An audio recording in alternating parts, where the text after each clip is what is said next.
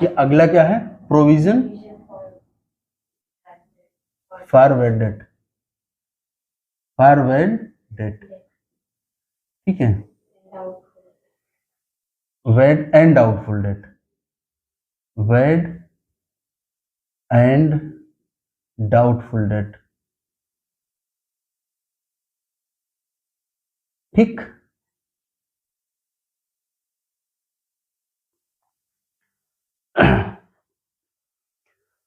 Suppose करिए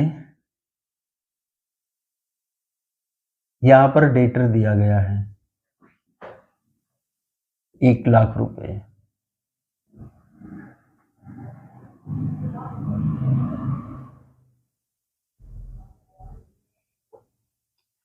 एक आदमी कहता है ये जो डेटर दिया गया है क्या आपका पूरा पैसा मिल जाएगा। अब ध्यान देने की बात है, क्या कह रहा है वो, कह रहा है कि क्या जो आप बेचते हो हमेशा सारा पा जाते हो। उसने कहा, अब सोचना शुरू किया उस बिजनेसमैन ने कि क्या मैं जो उधार बेचता हूं पूरा पैसा मिल जाता है। उसको याद आ रहा है, नहीं यार, कुछ तो कभी कभी डूब जाता है। बात ध्यान से सुनना है। तो किसी ने कहा ठीक है, जब डूब जाएगा तब देखना, बैड डेट की एंट्री कर देंगे हम। एक दूसरा आदमी कहता है नहीं, संभावनाएं हो सकती हैं तो उसका कुछ जुगाड़ कर लिया जाए, कुछ तो व्यवस्था बना ली जाए। तो दूसरा कह रहा है कि अरे भाई, अगर नहीं बनाएंगे तो क्या होगा।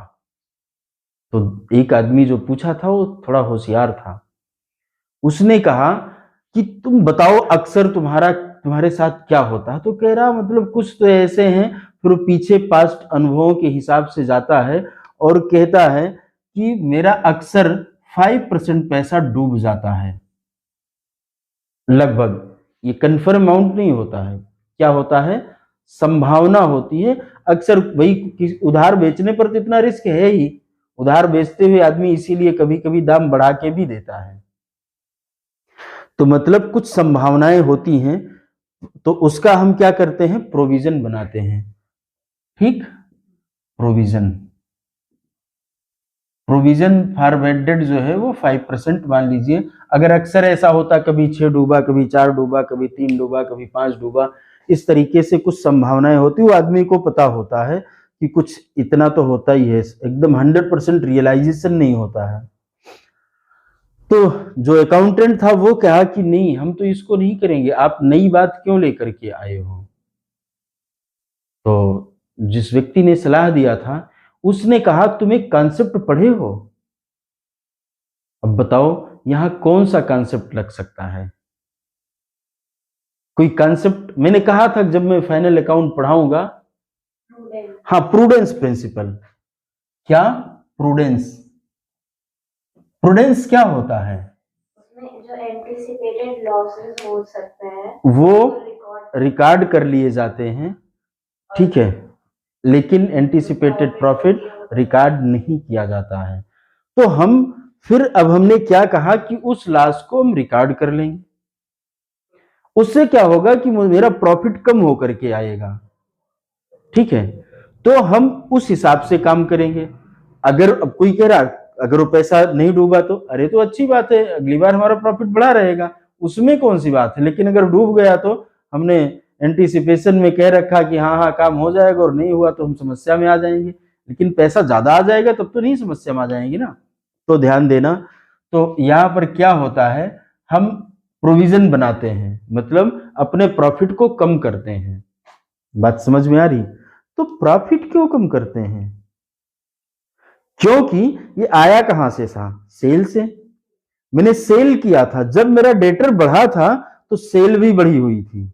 बात समझ में आ रही ना। इसीलिए जब हम इसको कम करते हैं तो क्या करते हैं, प्रॉफिट को कम कर देते हैं। सेल बढ़ती है प्रॉफिट बढ़ जाता है, तो सेल को घटाना है, सॉरी प्रॉफिट को घटाना है, तो हम क्या करेंगे, प्रॉफिट एंड लॉस, या तो एप्रोप्रिएशन या profit and loss account debit, कितना 5% इसका कितना होगा 5,000 to provision for bad and doubtful debt. ठीक, अब सवाल यह है कि जो provision for bad and doubtful debt बनाया गया है ये कौन सा अकाउंट है भाई। अब मैंने कहा है कि मैं हर एंट्री में रूल बताऊंगा, ये मैंने कह रखा है शुरुआत में। प्रॉफिट एंड लॉस कम हुआ है तो क्लियर है कि लॉस डिक्रीज होगा या प्रॉफिट डिक्रीज होगा या लॉस इंक्रीज होगा, इसलिए ऐसा किया गया है। तो provision for bad and doubtful debt क्या है, तो नई बला आ गई। ध्यान देना, ये सुन लो, डेटर को रिप्रेजेंट करता है। किसको रिप्रेजेंट करता है? डेटर को। तो मैं यहां डेटर क्यों नहीं लिख देता? इसलिए डेटर नहीं लिख सकता कि पता नहीं अभी किसका पैसा डूबेगा। वास्तव में मैं टू डेटर नहीं लिखता हूं, प्रैक्टिकली उस व्यक्ति का नाम लिखना पड़ता है जिस पैसा डूब रहा, उसका नाम नहीं पता होता और डूबेगा भी नहीं ये पक्का पता नहीं है। तो मैं उसका एक रिप्रेजेंटेटिव अकाउंट बनाता हूं। किसका रिप्रेजेंटेटिव? डेटर का। डेटर को रिप्रेजेंट करने वाला अकाउंट होता है, इसीलिए इस अकाउंट को पर्सनल अकाउंट बोलते हैं। पूछना मैडम या सर से ये कौन सा अकाउंट है, तो अगर नेचर देखोगे तो ये account provision for bad and doubtful debt is a personal account. क्यों? क्योंकि रिप्रेजेंट करता है, किसको रिप्रेजेंट करता है? डेटर को। अभी मैंने बताया था कि वेड डेट नहीं माइनस होता है, तो इसे प्रोविजन भी माइनस नहीं होगा। लेकिन प्रोविजन क्या है? प्रोविजन उसको रिप्रेजेंट करता है। किसको रिप्रेजेंट करता है? डेटर को रिप्रेजेंट करता है। तो मैं डेटर क्यों नहीं लिख देता हूं? डेटर लिख दूं मिक्स हो जाएगा, इसलिए उसका नया नाम ढूंढा गया। जैसे मंत्री, सांसद, विधायक लोग होते तो उनका एक प्रतिनिधि होता है, वैसे प्रतिनिधि है। तो अब मान लो मैं कह दूं कि लॉस नेचर का है या प्रॉफिट या किसी एक नेचर का, मैं बता दूं कि रियल अकाउंट, फलाना अकाउंट, ढिमकाना अकाउंट है, तो रिप्रेजेंट करने के लिए वही अकाउंट होता। जैसे कैपिटल क्या होता था? कैपिटल रिप्रेजेंटेटिव ओनर को रिप्रेजेंट करता था, पर्सनल में डाला जाता था। ऐसे ही ये पर्सनल अकाउंट है। बात समझ में आ रही ना? कौन सा अकाउंट है? Personal account. क्यों पर्सनल है? क्योंकि डेटर को रिप्रेजेंट करता है। डेटर कौन होता है? पर्सन होता है। मैडम से पूछ लेना कौन सा अकाउंट है। तो यहां पर मैं अपनी असेट को डिक्रीज करता हूं। बात समझ में आई ना? रूल समझ में आ गया या डाउट है? तो अगर मैं अकाउंट बनाऊंगा, ध्यान देना, तो डेटर का तो 1 लाख है ही बना हुआ है, तो यहां पर बनेगा provision for bad and doubtful debt. Doubtful debt लिख दे रहा हूं पूरा। देखो लाइन वाइन अब मैं 8 और 9 नहीं खींचता हूं, कॉन्सेप्ट पढ़ा दिया हमने, इसके बाद लाइन खींचना मैं नहीं सिखा पाऊंगा, मुझे खुद ही नहीं आता लाइन बनाना। Provision for bad and doubtful debt के क्रेडिट में लिखेंगे कितना? 5,000 by profit and loss account. ठीक है,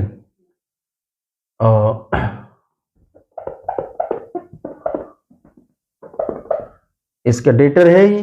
फिर ये पीएल में क्या चला जाएगा? यहां पर जब पीएल अकाउंट बनाऊंगा तो यहां पर क्या पहुंच जाएगा? To provision. ये पूरा मैं अपने आप लिख लेना भाई, 5,000। बैलेंस शीट कैसे दिखाऊंगा? बैलेंस शीट में ये आ गया, ये आ गया, ये आ गया, ये होगा डेटर, ये होगा डेटर। डेटर कितना है? 1 लाख लेस प्रोविजन कितना? 5,000, 95,000। आपकी तरफ से क्वेश्चन आना चाहिए कि क्या मैं इसको सीधे 95,000 कोई जुगाड़ है दिखाने का? जवाब है नहीं। क्यों नहीं है? क्योंकि ये प्रोविजन का अकाउंट बनाया है और दूसरा क्या है? डेटर का है। ठीक है, प्रोविजन एक दूसरा अकाउंट है, लेकिन वो किसको रिप्रेजेंट करता है? डेटर को रिप्रेजेंट करता है। तो इसीलिए मैंने डेटर में से इसको लेस करके दिखा दिया है। ठीक है, तो इसमें से प्रोविजन हम लेस कर देते हैं। ठीक, और यहां टू प्रोविजन इसलिए नहीं लिखते, इसलिए लिखते क्योंकि पीएल डेबिट हुआ है। बात समझने की है। हम लोग जो कंफ्यूज, भाई ये पीएल डेबिट हुआ ना, तो पीएल डेबिट टू प्रोविजन, तो यहां मैंने लिखा ना to provision for bad and doubtful debt. तो प्रोविजन क्या है, हमने अपना एंटीसिपेटेड लॉस रिकॉग्नाइज किया अपनी बुक में। बात समझ में आ रही है? क्यों किया है? Due to prudence principle. Prudence principle कहता क्या है? कि जितने भी एंटीसिपेटेड लॉसेस होते हैं उनको रिकॉर्ड करते हैं हाँ और प्रॉफिट को। हाँ, ठीक है ना। तो इसमें कोई डाउट है तो पूछो, नहीं ना। तो जितना मैं प्रोविजन बनाऊंगा उसको क्या करूंगा, प्रोविजन जो बनेगा वो क्या होता है, ये एडजस्टमेंट में दिया है, दो अकाउंट को इफेक्ट करेगा। एक कौन से अकाउंट को इफेक्ट करेगा? पीएल को। दूसरा किसको इफेक्ट करेगा? दूसरा डेटर को, डेटर में से माइनस होगा। तो इसीलिए प्रोविजन दो जगह दिखाया जाता है। कहाँ दिखाया जाएगा? एक तो पीएल में दिखाया जाएगा, एक बैलेंस शीट में दिखाया जाएगा। बैलेंस शीट में किस में दिखाया जाएगा? डेटर में दिखाया जाएगा। क्लियर है? ऐसे भी हो सकता है कि कुछ पहले से हो, ऐसा हो सकता है ना, कुछ पहले से हो और फिर बाद में दिखाया जा रहा हो, तो उसको भी कंसीडर करते हैं। लेकिन पहले इतना करो, नहीं कहीं कंफ्यूजन ना हो जाए। अब की जो हम लोग आगे अभी करेंगे वो क्या करेंगे, प्रोविजन और वेट डेट दोनों को साथ में पढ़ेंगे। एक ही एग्जाम्पल में प्रोविजन भी होगा और वेट डेट भी होगा। इतने में कहीं डाउट है तो पूछ लो। तो वो वाला टॉपिक वेट डेट तो पूरा हो गया। ये वाला टॉपिक क्या है? Provision for bad debt. Provision for bad debt is a anticipated loss. इसको हमने पीएल में दिखा दिया, ठीक है, क्योंकि प्रोविजन बनाने से हमारा प्रॉफिट कम हुआ था और डेटर से कम कर दिया। क्यों? क्योंकि हम सोच रहे हैं कि हमें हो सकता 5000 ना मिले। तो असेट को कभी बढ़ा के, ये भी प्रूडेंस प्रिंसिपल कहता है, असेट कभी बढ़ी हुई नहीं दिखाना चाहिए और लायबिलिटी कभी घटी हुई नहीं दिखाना चाहिए। ये भी प्रूडेंस प्रिंसिपल ही कहता है, ठीक है ना। पता नहीं आपकी बुक में बात लिखी है कि नहीं लिखी है, मैंने देखा नहीं है कि लिखी है कि नहीं लिखी है। लेकिन असेट की वैल्यू कभी बढ़ के नहीं आनी चाहिए और लायबिलिटी कभी कम होकर के नहीं आनी चाहिए। अब इसका ये मतलब नहीं है कि असेट की सब वैल्यू घटा करके दिखा दो, कुछ लोग इसका दूसरा अर्थ निकालते हैं, ऐसा नहीं कहा गया है। क्लियर है? तो ठीक है, अब फिर आगे दोनों एक साथ करेंगे। अगर इस पे कहीं भी डाउट है तो आप लोग अपने कमेंट लिख करके पूछ सकते हैं।